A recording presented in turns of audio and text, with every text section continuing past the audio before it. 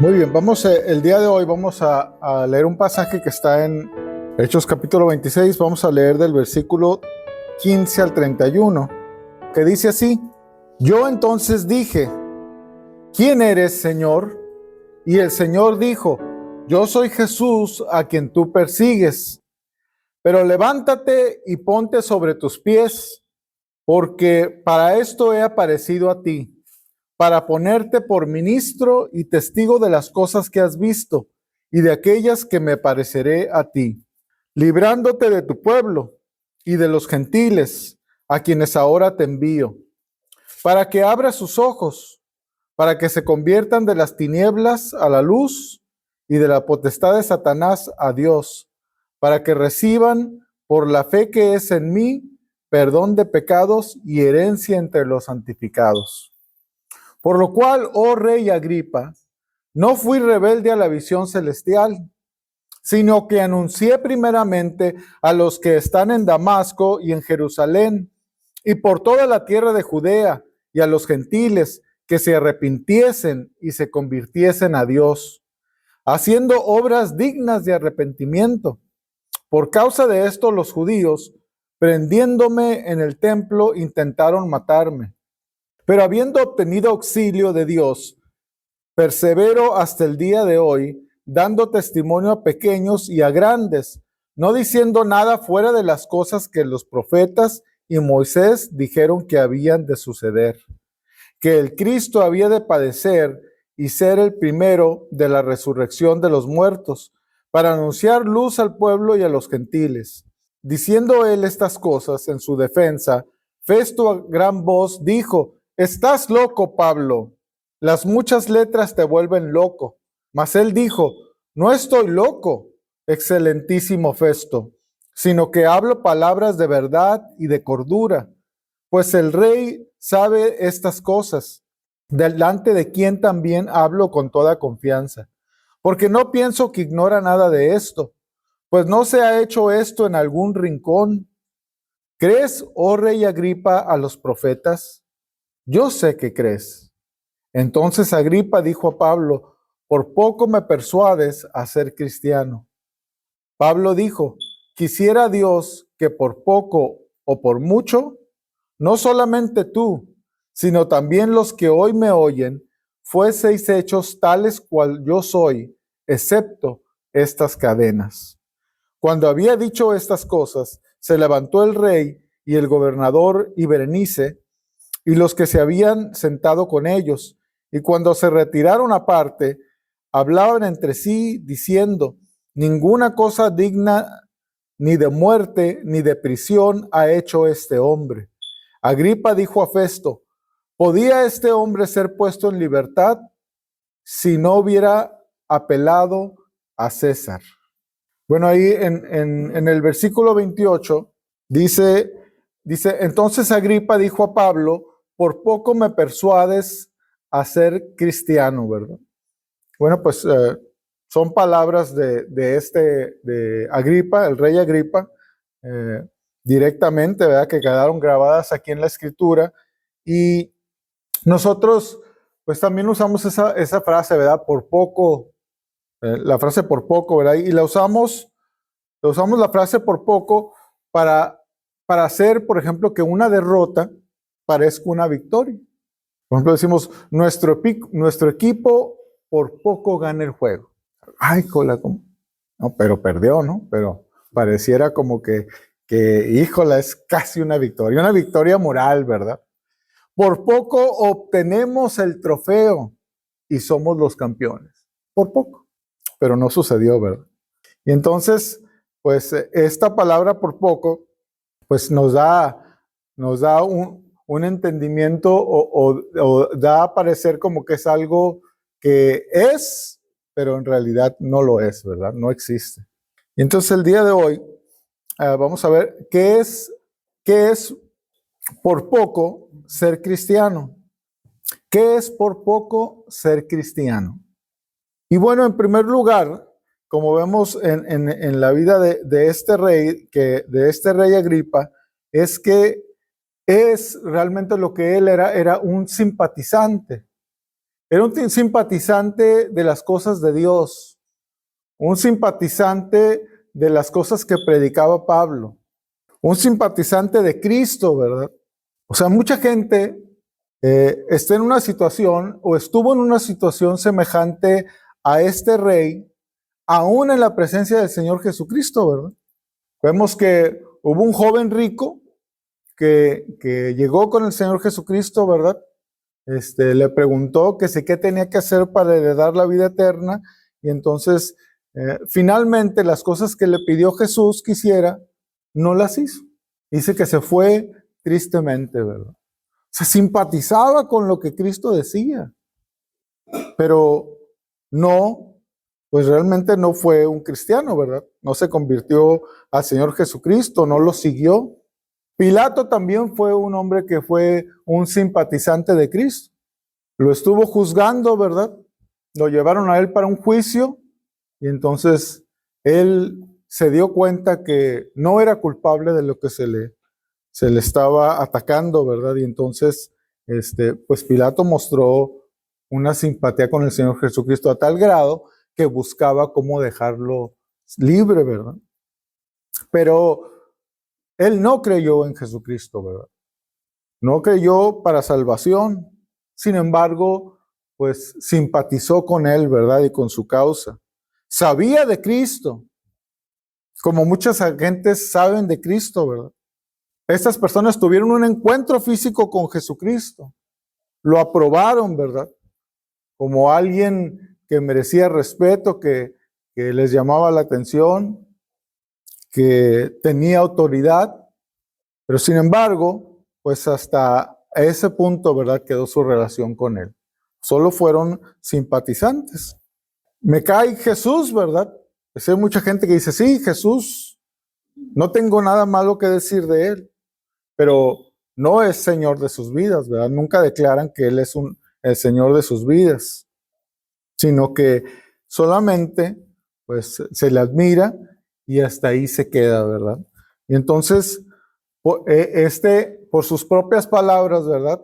Las palabras que él mismo dijo, pues que dijo, por poco me persuades a ser cristiano, ¿verdad? Y entonces, pues realmente pareciera una victoria, como les decía al principio, pero no lo es, ¿verdad?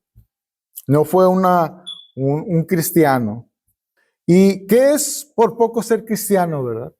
También, bueno, también por poco ser cristiano, con esta misma manera de pensar, ¿verdad? De Agripa, es aparentar serlo, ¿verdad? Aparentar serlo, que se diga que lo es, ¿verdad? Eso también, pues, lo hemos visto y lo veremos. Y el Señor Jesucristo habló de ello, ¿verdad? Que iba a haber personas que aparentarían conocerlo, ¿verdad? Ser cristianas, pero no lo son. O sea, el Señor Jesucristo es muy claro que este tipo de personas existe aún hoy en día, ¿verdad? Entonces vemos que en Mateo capítulo 7, versículo 21 al 23, el Señor Jesucristo nos habló de estas personas, ¿verdad? Y dice, no todo el que me dice, Señor, Señor, entrará en el reino de los cielos, sino el que hace la voluntad de mi Padre que está en los cielos. Muchos me dirán en aquel día, Señor, Señor, ¿no profetizamos en tu nombre? ¿Y en tu nombre echamos fuera demonios? ¿Y en tu nombre hicimos muchos milagros? Entonces les declararé, nunca os conocí, apartaos de mí, hacedores de maldad. Será la pura apariencia, ¿verdad? Se decían cristianos, se decían conocer al Señor Jesucristo, pero Él les responde, ¿verdad? Nunca os conocí. Tal vez, como dice aquí, ¿verdad? Dice, no profetizamos en tu nombre, y en tu nombre echamos fuera demonios, y en tu nombre hicimos muchos milagros. Y en otra parte de la Escritura dice que predicó en sus plazas, ¿verdad?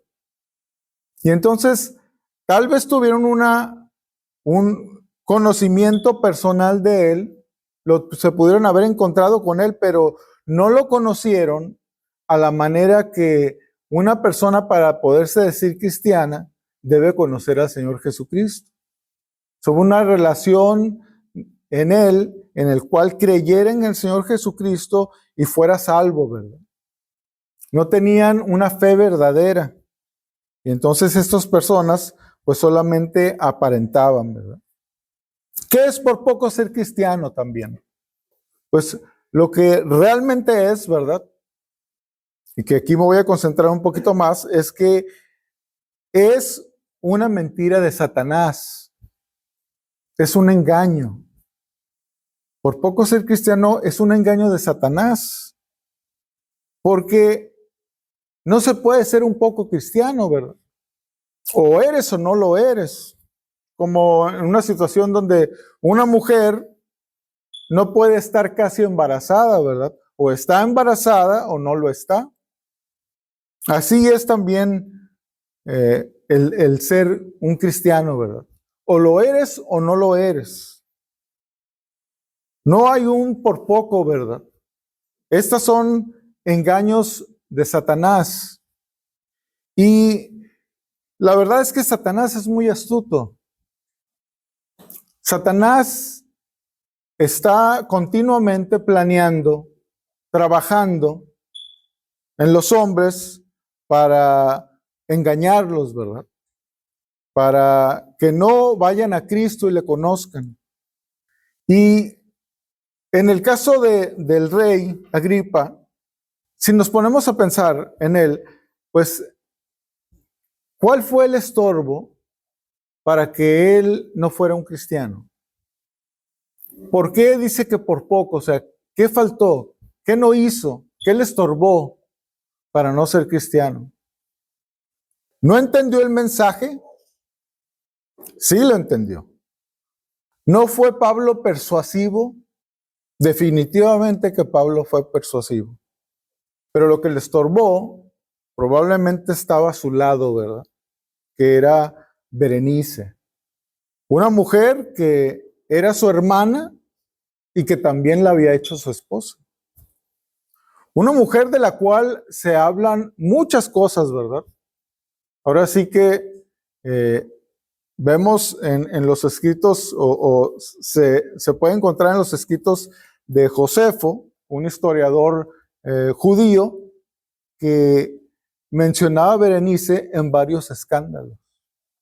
Ser una persona, una mujer muy escandalosa, y entonces Agripa, pues amaba a Berenice.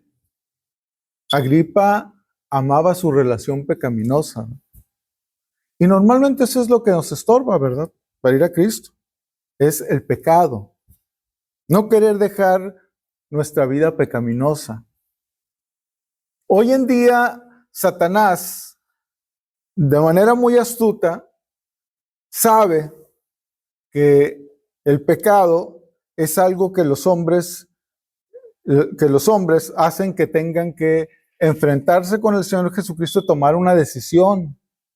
Porque es algo que entra en sus conciencias y tienen que tomar una decisión, ¿verdad? Tienen que desear dejarlo o dejarlo y esconderse en las tinieblas y dejar la luz, ¿verdad?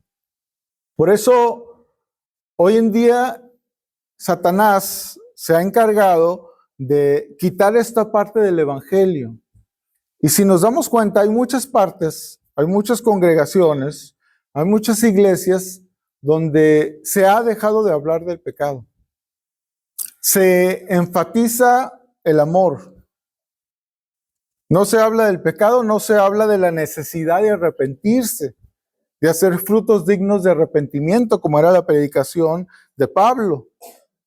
De llamar pecado a todo lo que Dios llama pecado, ¿verdad? O sea, ya no hay ese llamado, ¿verdad? En nuestros tiempos.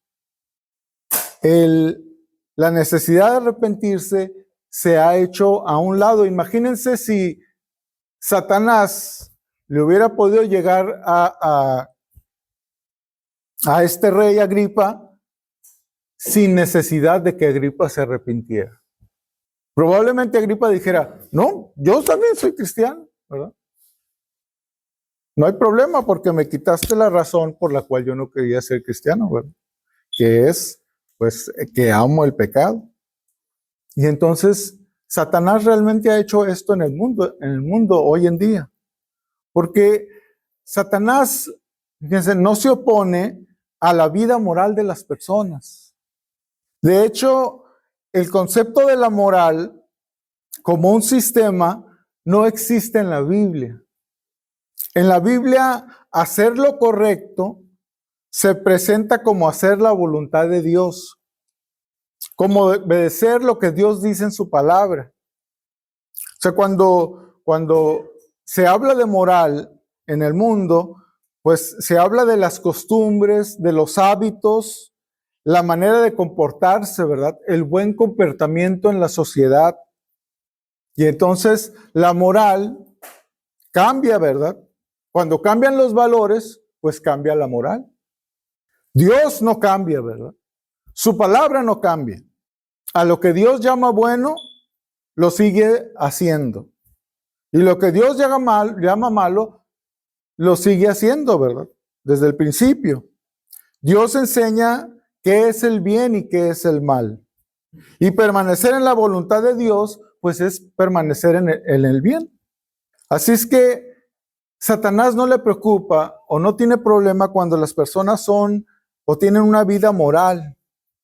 Satanás no se opone a la vida moral. Satanás se opone a Jesucristo y a su palabra. Satanás no tentó a Eva a matar, ¿verdad? O a robar o a mentir. Él la tentó a cuestionar la palabra de Dios. Dice en el 3:3 de Génesis, dice, pero la serpiente era astuta, más que todos los animales del campo que Jehová Dios había hecho, la cual dijo a la mujer, con que Dios os ha dicho, no comáis de todo árbol del huerto. O sea, cuestionar la palabra de Dios, ¿verdad? Por eso digo, Satanás no le preocupa las personas morales.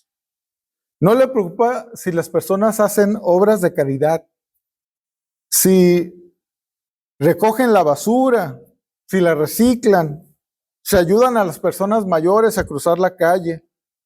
A Satanás no le preocupa si eres una persona amable, si eres una persona generosa, si le caes bien a la gente, ¿verdad? A él le preocupa que dobles tus rodillas ante el Señor Jesucristo, ¿verdad?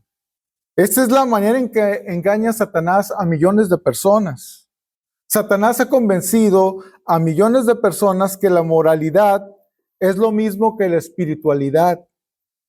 Que ser una persona moral es lo mismo que es ser un cristiano. Que si vives una vida moral, si tratas bien a la gente en general, si evitas los grandes pecados, entonces Dios te acepta. Esa es la gran mentira de Satanás. Los fariseos eran hombres de impecable moral, podríamos decirlo así. Seguían ciertas porciones de la ley de manera meticulosa. Eran personas disciplinadas, eran personas respetadas. Y en cuanto a lo religioso, personas devotas, ¿verdad? Sin embargo, Jesús los llama hijos del diablo. ¿Por qué? No fue porque sus hábitos y sus costumbres fueran de todo malas, ¿verdad? Pero fue porque su moral de estos hombres había reemplazado a Jesucristo. Ellos se creían buenos sin la necesidad de un Salvador. Satanás no necesariamente quiere hacer a la gente mala peor, ¿verdad? Él quiere hacerla moral para que no vea la necesidad que tiene de un Salvador. Piénsalo, ¿verdad? Vivimos en una sociedad que en los registros del mundo, ¿verdad?, que se hacen, vivimos en un país en donde 90% de las personas, a lo mejor bajó un poquito, pero no hace tanto, 90% de las personas se decían cristianas o se dicen cristianas. Pero son cristianas realmente. Aún los ateos, ¿verdad? El ateo participa en alimentar a los indigentes, piensa que es suficiente bueno, ¿verdad? Sin la necesidad de Dios. O sea, no necesita a Dios para hacer bien. Él lo puede hacer solo, ¿verdad? Entonces, se justifica a sí mismo de esa manera, ¿verdad? Aún los musulmanes, ¿verdad? Que rezan 5 veces al día, piensan que pueden ser justos sin la necesidad de Jesús. Igual, ¿verdad? El que se dice cristiano, que practica la moral, que asiste a la iglesia, que evita los escándalos, que cree que es salvo sin entregar su vida, ¿verdad? Sin rendir su vida al Señor Jesucristo, sin arrepentirse de sus pecados, sin hacer obras de arrepentimiento, ¿verdad? Dignas de arrepentimiento. Pero la verdad es que todas estas personas, dice la Escritura, que van al mismo lugar, a una eterna separación de Dios en un lugar de tormento. Porque la moral no salva, solo Jesús salva, ¿verdad? Dice Efesios capítulo 2, versículos 8 y 9, dice, porque por gracia sois salvos por medio de la fe. Y esto no de vosotros, pues es don de Dios. No por obras, dice, para que nadie se gloríe. O sea, no por ser morales, ¿verdad? O sea, la salvación es gratuita, es por gracia, es un regalo de Dios. Es un don de Dios, ¿verdad? Satanás ama a la gente moral que rechaza a Jesús. Una persona puede ser amable sin tener a Jesús. Una persona puede ser generosa sin tener a Jesús. Una persona puede ser disciplinada sin tener a Jesús. Una persona puede ser respetada, ¿verdad? Sin tener a Jesús. Una persona puede ser todas estas cosas y estar perdida. El infierno no está lleno de asesinos y de violadores. Está lleno de personas morales, ¿verdad? Que pensaron que su moral, sus buenas obras, serían suficientes. Ese es el engaño de Satanás. Por poco, ¿verdad? Dice Satanás. Por poco. Ya casi eres cristiano, ¿verdad? Su moral de las personas ha reemplazado al Señor Jesucristo, ¿verdad? Y su trabajo y su obra en la cruz. Satanás está contento de que la gente viva una vida moral. No necesita que haga cosas que la sociedad considera muy malas, ¿verdad? Lo único que Satanás no quiere que hagamos o que hagas y se esfuerce en que no suceda es que hagas de Cristo tu Salvador y tu Señor. Que le entregues, ¿verdad? Todo tu ser. Porque Él es un engañador, ¿verdad? Y por las mismas palabras de este rey Agripa, ¿verdad? Que dijo, por poco, ¿verdad? Por poco él era persuadido a ser cristiano. La gente le gusta el mensaje de Cristo. Es un mensaje bonito. Es un buen mensaje. Pero no se quiere arrepentir de sus pecados, ¿verdad? Y muy chistoso porque, bueno, no sé, chistoso, ¿verdad? Pero estas palabras las dice el rey Agripa. Sin embargo, este mismo pasaje que acabamos de leer nos da la descripción de un verdadero cristiano. De Pablo, no, ¿verdad? Del mismo Señor Jesucristo. Palabras del Señor Jesucristo, ¿verdad? Que le dijo a Pablo y que están en el versículo 18 y que nos hablan de esta descripción, ¿verdad? De lo que es un verdadero cristiano. Porque ¿de qué les sirve, verdad, a las personas saber que no son cristianas o saber que aparentan serlo si no saben lo que realmente es ser un cristiano, ¿verdad? Pero esta descripción de un verdadero cristiano está en el versículo 18 que dice, para que abras sus ojos, para que se conviertan de las tinieblas a la luz y de la potestad de Satanás a Dios, para que reciban por la fe que es en mí, perdón de pecados y herencia entre los santificados. Y hay 5 cosas, ¿verdad?, que podemos ver aquí, pues que describen perfectamente a un cristiano, ¿verdad? Y la primera que le dice a Pablo, dice, para que abras sus ojos, ¿verdad? Y bueno, la Escritura constantemente nos dice que una persona que no tiene al Señor Jesucristo está ciego, ¿verdad? Está ciego en las cosas espirituales. No las ve, no las puede entender. Es por eso que la mayoría de las personas tienen una Biblia, pero la mayoría no la ha leído. Y aquellos que la han leído no la entienden. Como si hubieran leído algo en otro idioma, ¿verdad? No tienen entendimiento de ella. Y la Escritura nos enseña esto mismo, ¿verdad? En 1 Corintios capítulo 2, versículo 14, dice, pero el hombre natural no percibe las cosas que son del Espíritu de Dios, porque para él son locura. Entonces, Félix, ¿verdad?, le dijo a Pablo, Pablo, estás loco, ¿verdad? No lo dejó ni terminar, porque era un hombre natural. Dice, porque para él son locura y no las puede entender, porque se han de discernir espiritualmente. Félix, ¿verdad?, le pasó de noche todo lo que dijo Pablo. O sea, no lo entendió. No tuvo él entendimiento, ¿verdad? Sus ojos no fueron abiertos. Él permaneció ciego. Porque anteriormente nos dice la Escritura que muchas veces mandó llamar Félix a Pablo y luego dice un poquito más adelante porque quería ver si lo podía sacar una lana, ¿verdad? Que le diera una mordida y lo dejara ir.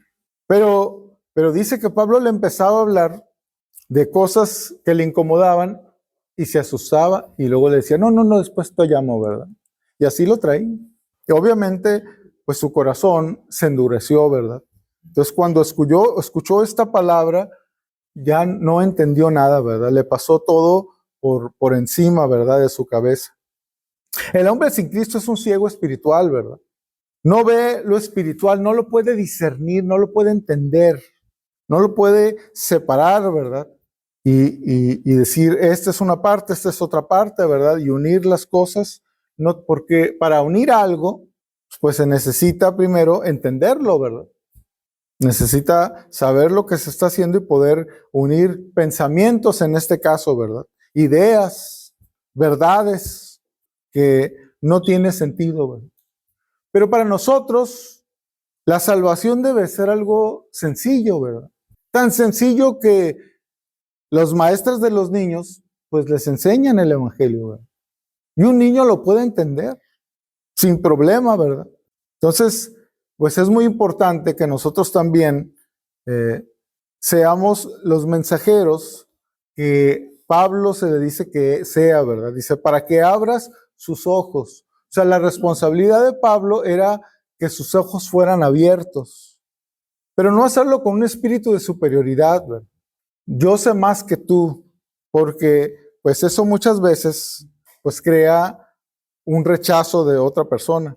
Pero como alguien alguna vez lo comentó, ¿verdad? Hace cientos de años, recuerdo, había una frase en inglés, decía que como un mendigo, ¿verdad?, a otro mendigo, es decir, un mendigo a otro mendigo le dice, es solamente explicarle dónde hay pan, ¿verdad? Eso es el Evangelio, ¿verdad? Cuando hablamos a otras personas de Cristo.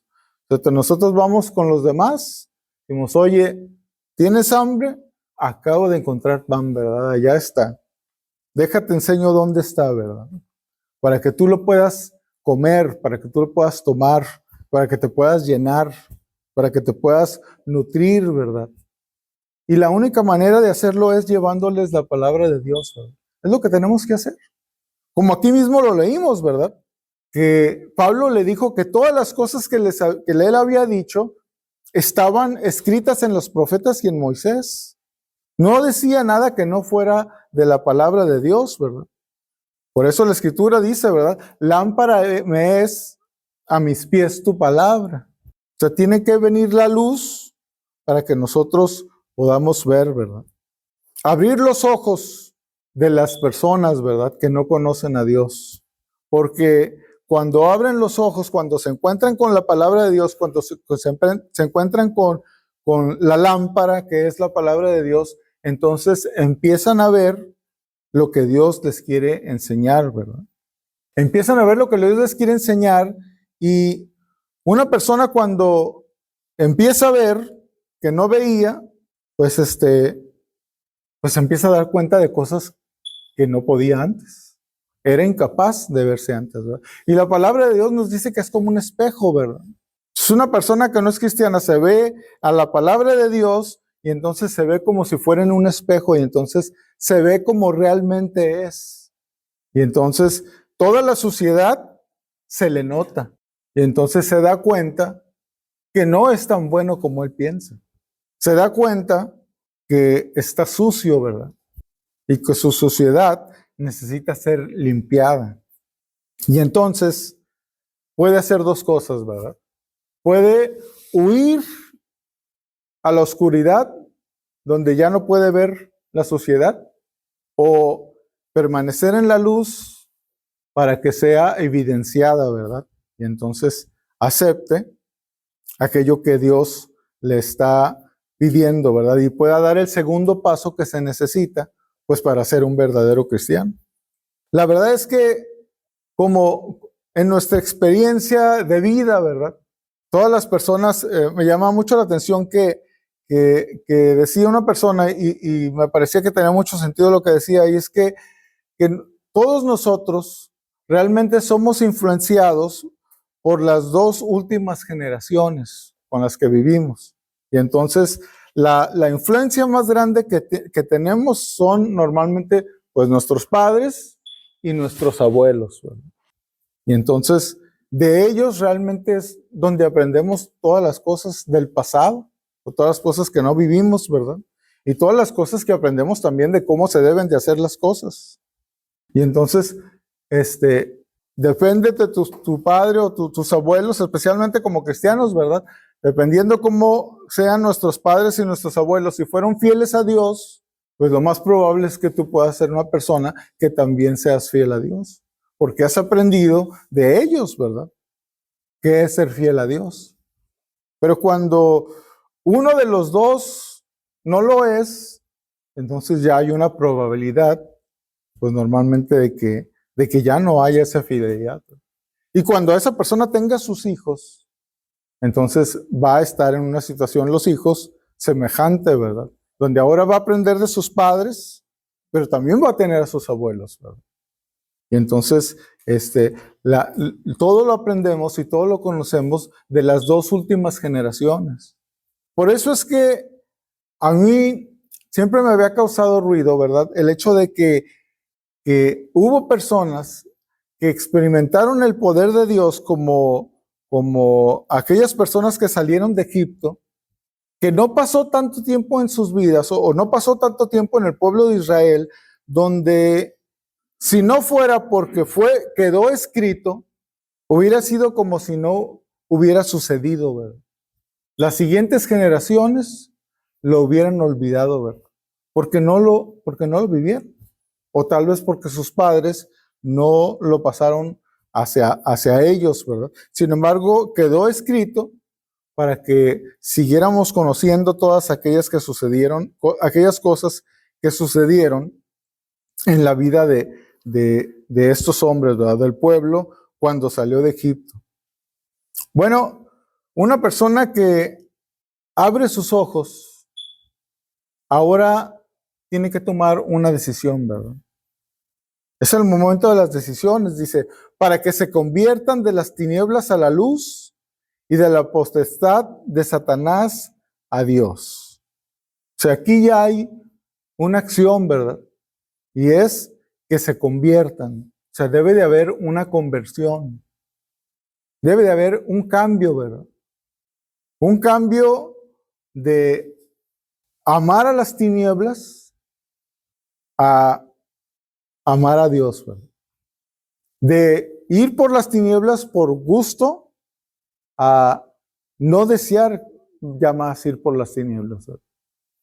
Y voltearse, a ver un cambio, ¿verdad?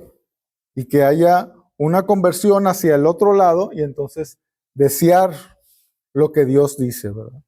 De la potestad de Satanás, de que Satanás tenga control sobre una persona, a que Dios tenga el control sobre una persona. Se debe de haber por la persona una conversión, ¿verdad? Debe de haber un arrepentimiento en su vida. Y vemos en la Escritura que esto fue algo que pasaba, ¿verdad? De hecho, en Lucas capítulo 19, versículos 5 al 10, vemos esto en la vida de Zaqueo, que es pues un pasaje que usamos y donde se manifiesta pues lo que es el arrepentimiento, ¿verdad? Dice, cuando Jesús llegó a aquel lugar, mirando hacia arriba, le vio y le dijo, Zaqueo, date prisa, desciende, porque hoy es necesario que pose yo en tu casa. Entonces él descendió a prisa y le recibió gozoso. Al ver esto, todos murmuraban diciendo que había entrado a posar con un hombre pecador. Entonces Zaqueo, puesto en pie, dijo al Señor, he aquí, Señor, la mitad de mis bienes doy a los pobres. Y si en algo te he defraudado, si en algo, he defraudado a alguno, se lo devuelvo cuadruplicado. Jesús le dijo, hoy ha venido la salvación a esta casa, por cuanto él también es hijo de Abraham, porque el Hijo del Hombre vino a buscar y a salvar lo que se había perdido. Llegó la luz a su vida y entonces este hombre que tenía sus ojos puestos en el dinero, porque la única razón para que una persona como Zaqueo tuviera ese trabajo era porque iba a ser muy bien remunerado, porque iba a ser odiado por el pueblo. Nadie lo iba a querer. Sin embargo, se iba a convertir en una persona con riquezas, ¿verdad? Y entonces, esa fue la verdad es que eso era lo que eran aquellas personas que practicaban este negocio, ¿verdad? Y entonces, este hombre Zaqueo, pues fue un hombre que cuando llegó la luz, fíjense, dice aquí, que al ver esto, dice, todos murmuraban diciendo que había entrado a morar con un hombre pecador. Dice, entonces Zaqueo, puesto en pie, dijo al Señor.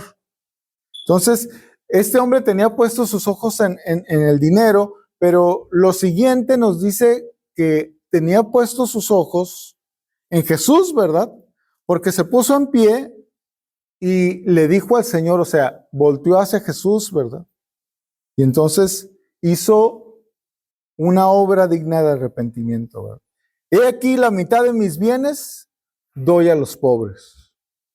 Y si en algo he defraudado a alguno, se lo devuelvo cuadruplicado. O sea, esa fue la conversión en su vida. El rey no quería arrepentirse de sus pecados. No quería dejar su pecado, ¿verdad? Agripa no llegó o no pasó este punto, ¿verdad? No se convirtió. No hubo en él un deseo de querer cambiar, ¿verdad? Porque primero hay un cambio en nuestro pensamiento, ¿verdad? En nuestra manera de pensar. Y después lo hay en nuestra conducta. Siempre es así en una persona que recibe al Señor Jesucristo, ¿verdad? Y que se arrepiente de sus pecados. Primero hay un cambio de pensar, ¿verdad? Porque escucha la palabra de Dios y entonces Dios le da entendimiento y entiende su lógica, ¿verdad? Le es muy lógico que el camino por donde va es el mal camino y que hay que volverse hacia atrás e ir hacia Dios, ¿verdad? Les digo que primero hay un cambio de pensar y lo vemos también cuando leemos acerca del hijo pródigo, ¿verdad? Donde recibió de su padre las cosas y entonces se fue al mundo y vivió perdidamente, ¿verdad? Pero Dice la escritura en Lucas capítulo 15, versículo 17, ¿verdad? Dice, y volviendo en sí, entonces esto hubo un cambio, ¿verdad? Volviendo en sí, dijo, o sea, empezó a pensar. Su manera de pensar había cambiado. ¿Qué estoy haciendo aquí? Esta vida, o sea, no satisface. Esta vida no es vida, ¿verdad? Esta vida no me ha llevado a mi propio bien, al contrario, ¿verdad? Me ha esclavizado, me tiene esclavizado y no puedo salir de ello, ¿verdad?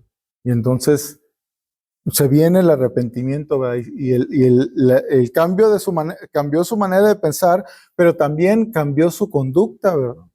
No solamente lo pensó, sino que dijo, no solamente hizo mal, sino que dijo, voy a ir con mi padre y va a regresar a su casa, ¿verdad? Y entonces dice que no solamente lo pensó, sino que fue y lo hizo, ¿verdad?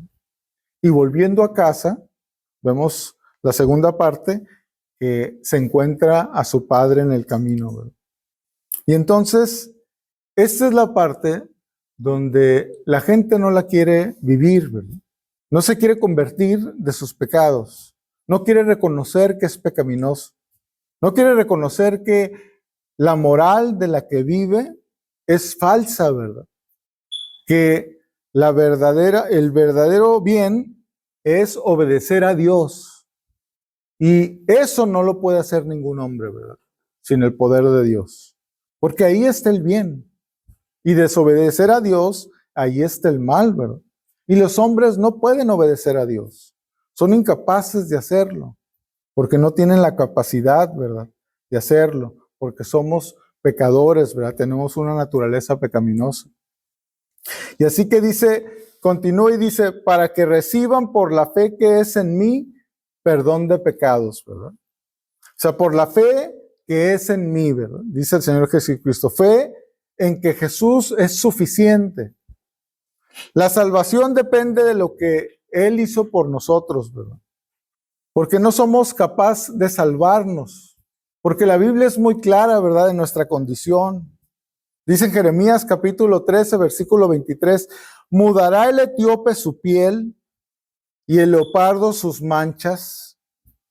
Así también, la respuesta es no, ¿verdad? Así también, ¿podréis vosotros hacer bien estando habituados a hacer mal?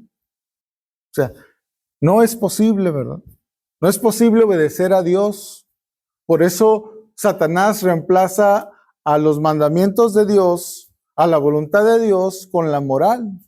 Porque la moral los hombres sí la pueden seguir, pero la voluntad de Dios no. Porque la moral cambia, ¿verdad? Porque la moral no está basada en el bien y no está basada en lo bueno, ¿verdad?